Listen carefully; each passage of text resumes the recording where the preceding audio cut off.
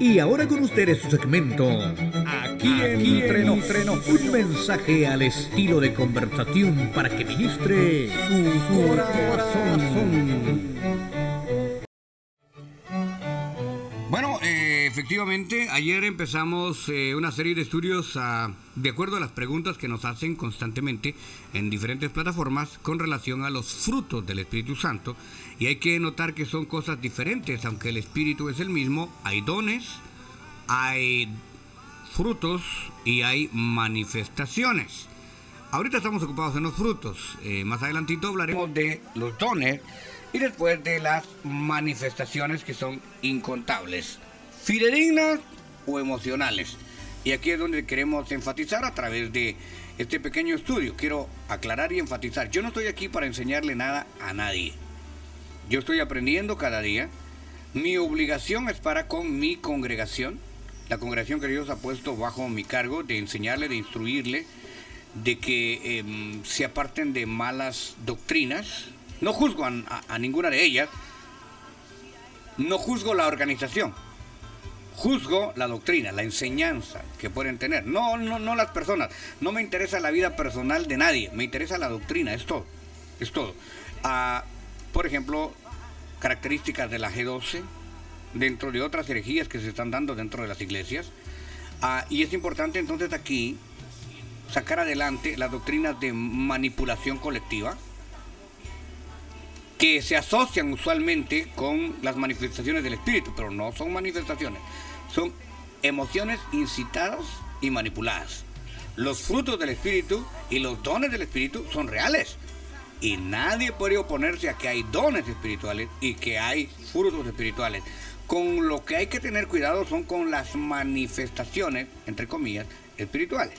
Y bueno, aquí, hermanos amados, vamos a hablar de entonces donde nos quedamos. Ayer vimos precisamente que los frutos del Espíritu, de acuerdo a Gálatas capítulo 22, encontramos que es el fruto del amor, el gozo, la paz, la paciencia, la benignidad, la bondad, la fe, la mansedumbre, la templanza.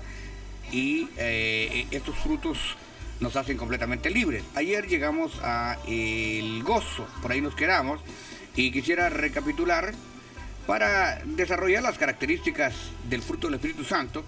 Muchas veces se ha malinterpretado estas virtudes y el poder invisible del Espíritu, pensando que las manifestaciones serán por separado a la vida del creyente.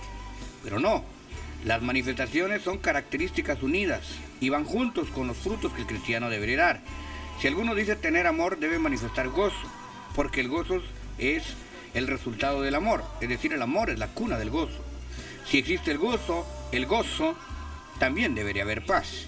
Y si hay paz, se debe de manifestar la benignidad. O sea, todo va debidamente correlacionado. En otras palabras, manifestar todas estas características son vitales en la vida del creyente. Ninguno debe de carecer o prescindir de ellas.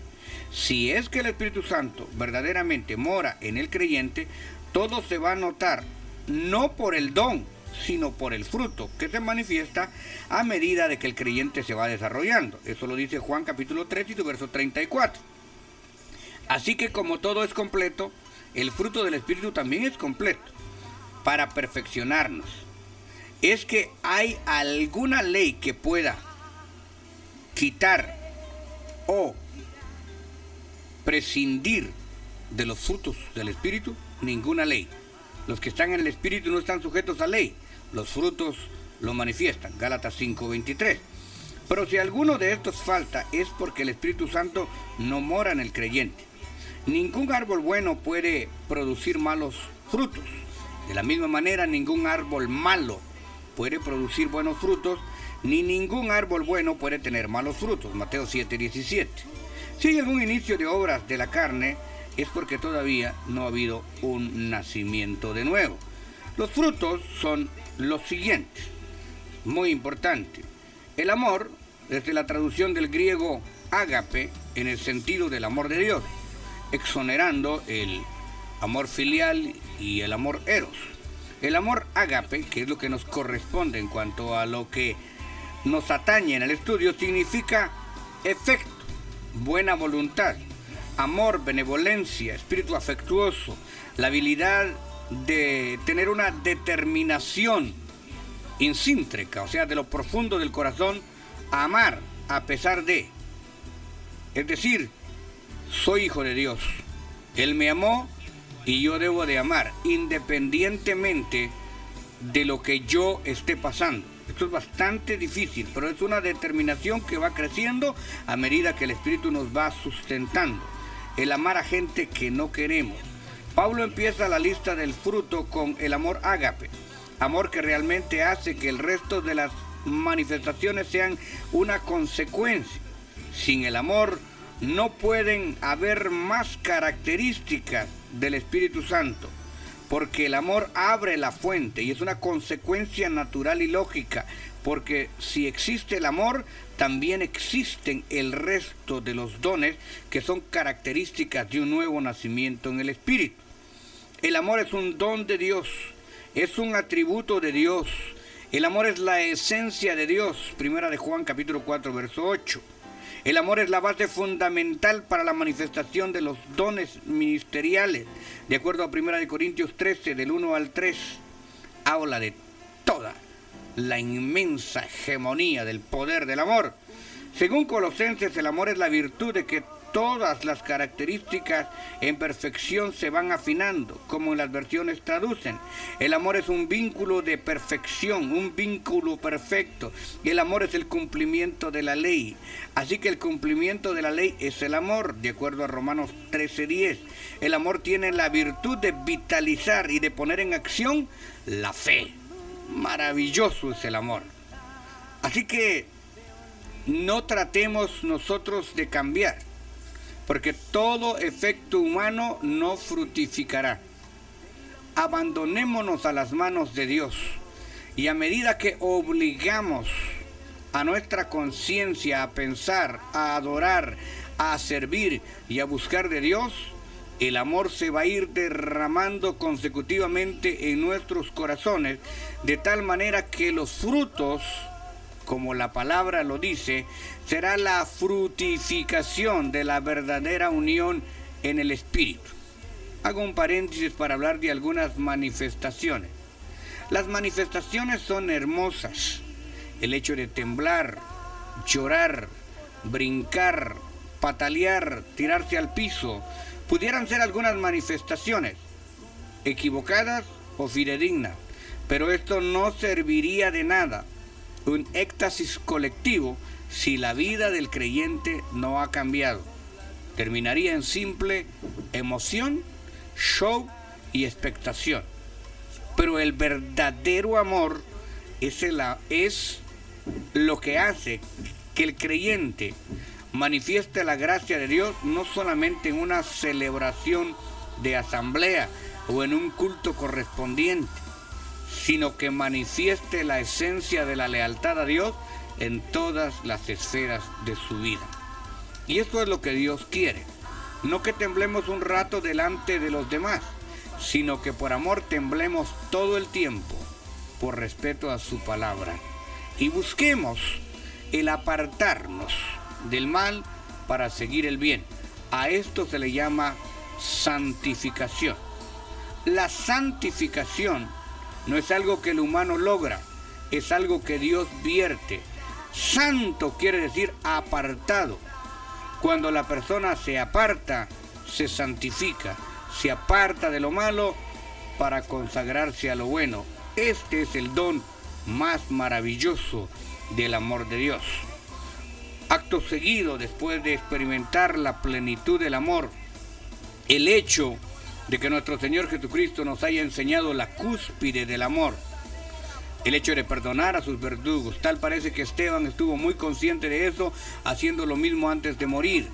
Padre, no les imputes este pecado. Cuando ya tenemos el corazón dispuesto para amar, perdonar y servir, entonces estamos listos para recibir el segundo fruto, que no es emocional, que no es teatral, sino que realmente es donde el iracundo es cambiado, el celoso es transformado, donde el plebeyo es coronado. No hay don más hermoso de manifestación en esta tierra, empezando en su casa y en su familia, que el gozo. El gozo del Señor es nuestra fortaleza. El gozo no es la tendencia o característica de estarse riendo siempre y de tomar todo a broma. No, señor. El gozo es un deleite interno que nos hace sentirnos felices y contentos a pesar de todas nuestras limitaciones. Si usted dice que no ha encontrado el camino a la felicidad, no se preocupe. Somos varios los mortales que vamos por esa búsqueda, pero a través del amor de Dios que se derrama en nuestros corazones, a medida que, a pesar de, le buscamos con todo, el gozo va naciendo y se va acrecentando como aquel riachuelo pequeño nacerizo que sale en medio de los árboles. Pero si el dueño de ese campo, de ese bosque, empieza a plantar más árboles, la vegetación sigue creciendo y aquel pequeño nacimiento se convertirá en un río turbulento. Este es el gozo del griego jará, que significa alegría, gozo.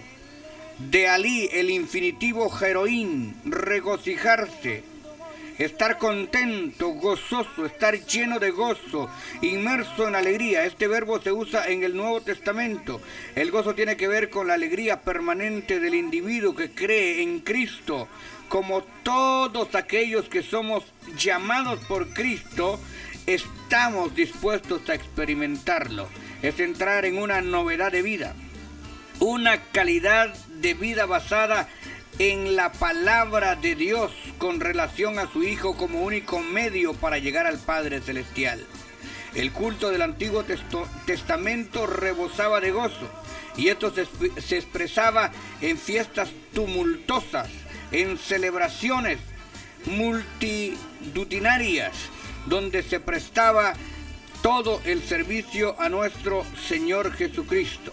Así que encontramos este tipo de celebraciones en Salmo 16:8, en Salmo 42:4. En el Nuevo Testamento el Evangelio es proclamado con gozo, como el nacimiento de Jesús y su entrada triunfal, su resurrección. Estas partículas de la vida de Cristo son destacadas con un marco de gozo.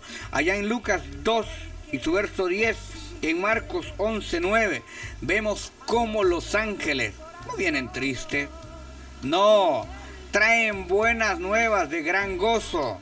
Los ángeles cantaban gloria a Dios en las alturas y paz a los hombres en la tierra, porque ha nacido hoy en la ciudad de David Jesús el Salvador.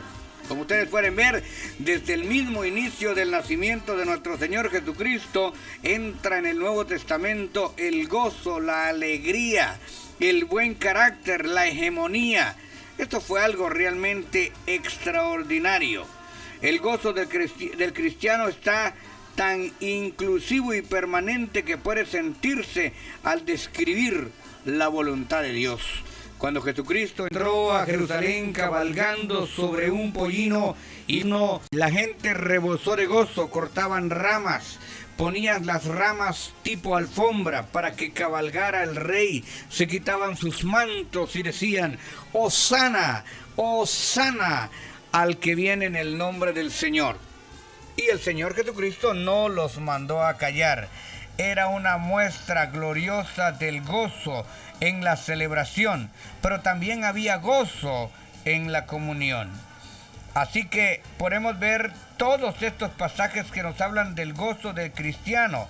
Al sacrificarse por causa de Cristo, hay gozo. Mateo capítulo 13, verso 44. Al testificar de Cristo hay gozo. Lucas 10, 17. O sea, cuando predicamos a Cristo, no deberíamos de hacerlo como el representante mismo de una compañía. Imagínense usted, si usted trabajase para la Ford, por ejemplo, y usted estuviera manejando un carro Toyota, no sería consecuente. Si usted trabajara, por ejemplo, para Mac Factor y su perfume fuera Calvin Klein, usted no estaría satisfecho con su producto. Así que cuando estas grandes empresas anuncian sus productos, lo hacen consumiéndolo, lo hacen usándolo, como si usted estuviese promocionando pantalones Levi's y utilizara Gloria Vanderbilt. No es consecuente. Cuando nosotros hablamos de Cristo, manifestamos el amor de Cristo, el rostro de Cristo, la apariencia de Cristo. Es decir, ser cristiano es ser un clonado a Cristo, un Cristo en pequeño, una pequeña manifestación de Cristo. Ya se puede usted imaginar al glorioso y gozoso Jesucristo criticando a otro ministerio que no fuera de Cristo. Entonces no sería Cristo, y entonces nosotros no seríamos cristianos. Recuerden ustedes cuando los apóstoles se acercaron y le dijeron: Maestro, ahí hay otros que están hablando también del evangelio del reino, pero no pertenecen a nuestra organización, no están con nosotros. Y el Señor Jesucristo en ese momento se paró y les dijo: no se preocupen, caballeros andantes, que en este momento voy a rogarle al Padre para que envíe un gran terremoto y todos ellos mueran porque nos están imitando a nosotros. ¿Se acuerdan que eso les dijo Cristo? Cristo les dijo: en este momento vendrá una tempestad, el mar se agitará y todos morirán. Eso le dijo Cristo, ¿verdad? En este momento se abrirá la tierra y serán consumidos. ¡No! Lo que Jesucristo dijo con gozo es: los que no son contra nosotros, con nosotros son. O sea, dejen los que también hagan la obra del Padre. Ustedes preocúpense en lo que ustedes pueden hacer. Usted no tiene el derecho de perder el gozo por poner su mirada en otros. Dios tiene para usted su propia bendición. Tiene para mí mi propia bendición. Y tarde o temprano esa bendición vendrá en todas las esferas. Y mi deber es permanecer gozoso. En medio de la tormenta, el apóstol Pablo se pone de pie. Varones hermanos, por cierto, hubiese sido necesario haberme escuchado cuando yo les dije que no zarpáramos para sufrir esta tragedia. Pero en fin, no me escucharon. Pero ya hace más de 3 días que no tomamos alimento. Así que comamos, bebamos. Oiga, no se veía el sol, escúcheme. El mar estaba agitado, estaban en plena tiniebla y a punto de hacerse pedazos en una roca. Pero Pablo dice: no se preocupen, porque anoche habló conmigo el ángel del Señor y me dijo que nadie de ustedes morirá, que me los ha concedido a todos y que solo se perderá la nave. Ese es el gozo del Señor. Cuando Pablo arriba a la isla, no se queda triste pensando que perdió los trajes de camello que traía para predicar en esa latitud, sino que inmediatamente gozoso se incorpora a la tarea de buscar leña para avivar el fuego. El verdadero creyente es el que busca leña para avivar el fuego. Y cuando Pablo está avivando el fuego y está gozoso, entonces la serpiente le pica, le muerde. Cuando usted agarra el gozo del Señor, el enemigo se levantará como serpiente y traicioneramente lo morderá. No se extrañe que le muerdan los de su propia casa, que le muerdan aquellos que están más cerca de usted. No se preocupe, así es la serpiente. Pero esa mordida puede ser de tergiversación, de angustia, de tristeza, de soledad, de conmoción. Esa mordida puede ser para hacerle perder el sueño, para hacerle perder la cabeza, puede ser una agitación mental, puede ser una desilusión, puede ser una desmotivación. Esa mordida en el brazo de Pablo no ocasionó absolutamente nada. Esa mordida fue literal, pero Pablo tomó en sus manos a la serpiente y la sacudió en el fuego del gozo del Señor, y Pablo siguió tranquilo como que si nada hubiese pasado. En otra oportunidad vemos al apóstol Pablo allá en la cárcel de Filipos. Estaba amarrado al cepo de más adentro, custodiado y amarrado a los mismos soldados. Esa noche Pablo dice la palabra que lloraba amargamente, ¿cierto? Que Pablo se estaba quejando y lamentando de haberse llamado ser cristiano, ¿cierto? ¡No! ¡No! Pablo tenía el gozo del Señor. Pablo no tenía espacio para danzar. Pablo no tenía espacio para brincar. No se podía tirar de cabeza al piso. Pero Pablo estaba gozoso. No podía ni siquiera aplaudir porque sus brazos estaban amarrados. Pero su corazón estaba libre. Pablo estaba alabando y a la medianoche Pablo y Silas cantaban himnos, no canciones, cantaban himnos, alabanzas. Y los presos les oían. Y a la medianoche se estremecieron los fundamentos de la cárcel. Las puertas se abrieron de par en par. Oh, bendita sea la gloria del Señor. Ese es el gozo no manipulado. Ese no es el gozo colectivo que hoy se experimenta a la fuerza. No, Señor. El gozo no viene de afuera para adentro, el gozo sale de adentro para afuera. Nosotros somos cisternas abiertas que sentimos la gracia de Dios desde que nos levantamos hasta que volvemos a nuestras cobijas. Esto es algo realmente maravilloso. El gozo es un elemento que marca la diferencia en la iglesia. Hechos 2:46. Perseverando unánimes cada día en el templo, en el partimiento del pan y en las casas, comían juntos con alegría y sencillez de corazón. El verdadero gozo no proyecta orgullo, no proyecta discriminación, no cultiva contienda ni pleito. El verdadero gozo es un deleite de no perder lo que nosotros tenemos adentro. Hace alrededor de 1 año y medio me regalaron un reloj que me costó tanto, me gustó tanto, que era el reloj que más utilizaba, y por utilizarlo eché a perder la pulsera. Pero ¿saben qué? La mandé a arreglar porque ese reloj sí me gustó. Es decir, a usted le gusta el gozo, no permita que se le desarregle, no permita que nadie se lo estropee, no permita que nadie se lo deteriore. Cuídelo, que tanto trabajo le ha costado. El gozo del Señor es una prenda maravillosa que se debe de lucir a todos dones con alegría y con sencillez.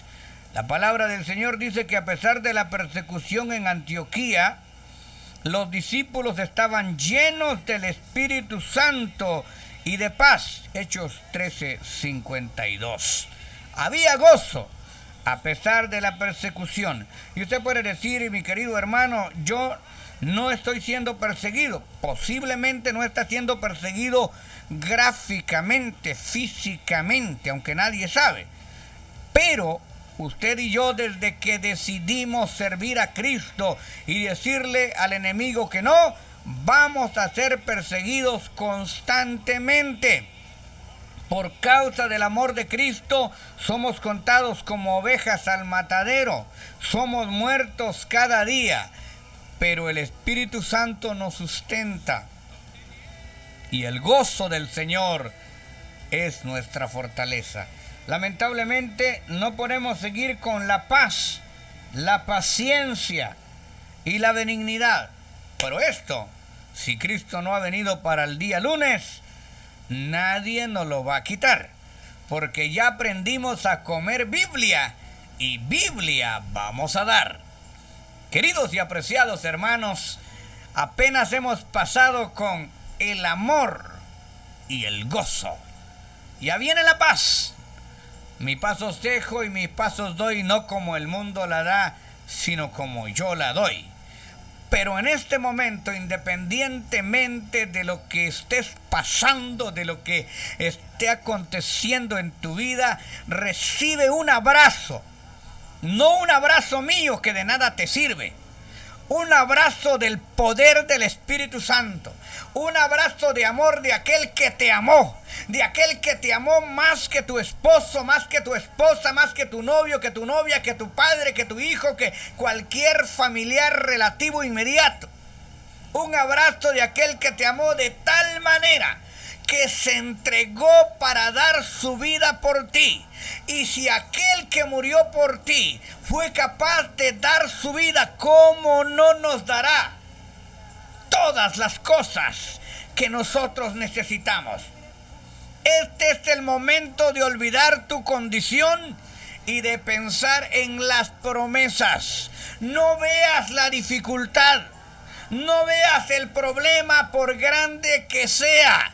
No estás solo, no estás sola. El grande, el fuerte, el poderoso, el que de veras te ama, el que de veras entregó hasta la última gota de sangre por ti.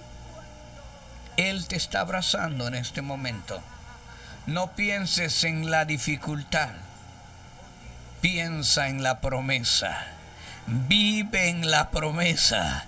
Alimenta tu fe en el nombre de Cristo.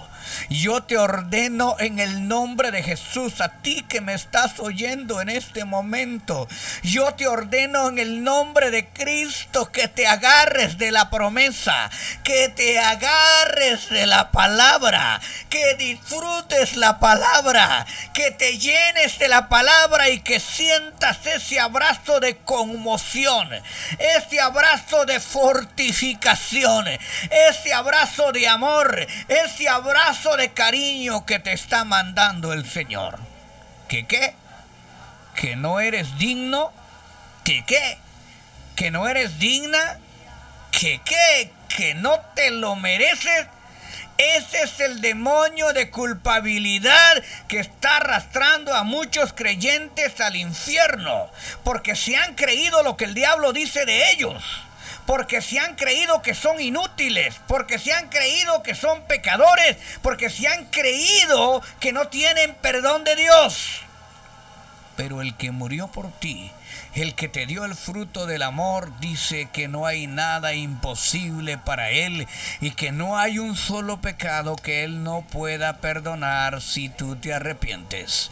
Ese abrazo te dignifica, este abrazo te santifica, este abrazo te conforta, este abrazo te levanta. ¡Levántate! Y llénate del poder de Dios. Si necesitas oración, si quieres percibir la presencia del amor de Dios, recuerda que el amor es un fruto del Espíritu Santo para el creyente, pero el amor es parte integral de la misma esencia de Dios. El amor es un atributo natural de Dios. Hoy, con todo mi amor, te he traído esta pequeña enseñanza. Llámame si necesitas oración. Tengo un poquito de tiempo para ti. Lamentablemente no tenemos tanto tiempo como quisiéramos en la radio. 323-455-1545.